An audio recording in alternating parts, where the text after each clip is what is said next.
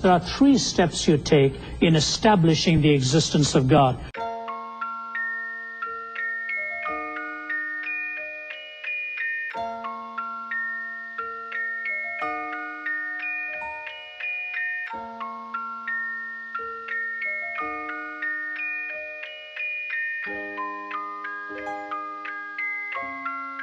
Step number 1 is this: however you section physical reality, you take the physical universe as you see it, however you slice it down to its minutest form, the fact of the matter is you end up with a physical entity or quantity that does not have the reason for its existence in itself.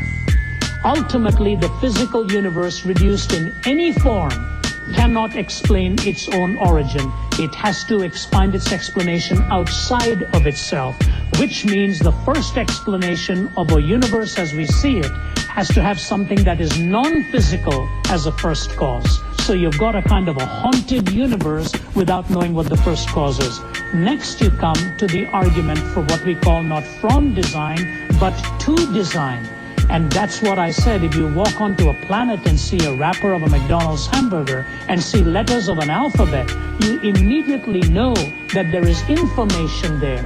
And logic tells you, Jim, as it tells everybody listening, where you see information, you assume that prior to that information is a mind. You don't just think that Handel's Hallelujah Chorus came together, or that the dictionary developed because of an explosion in a printing press. There is sequence to the whole thing.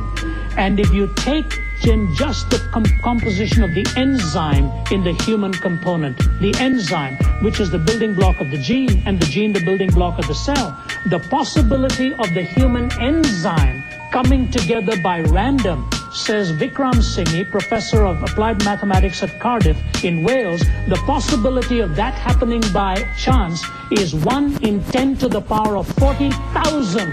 That's more than the number of atoms in this universe. It is time-wise and mathematically, the possibility is 0. So I say to you, number 1, the physical quantity cannot explain itself. Number 2, there's intelligibility, which assumes a prior mind. Number 1, in the first case, there is something non-physical. Second case, there is something intellectual or a mind. And third, in the history of society, human experience, and history itself, you begin to realize that the moral issues, the social issues, and just human intercourse demands the explanation of a moral reality. So you've got a first cause that is spiritual, a first cause that is mind, a first cause that needs to explain morality. You take these 3 struggles, and pause with me for a moment here. There are 4 fundamental questions in life: origin, meaning, morality, and destiny. You take these 4 questions and these 3 explanations needed, and only God is big enough to explain this universe.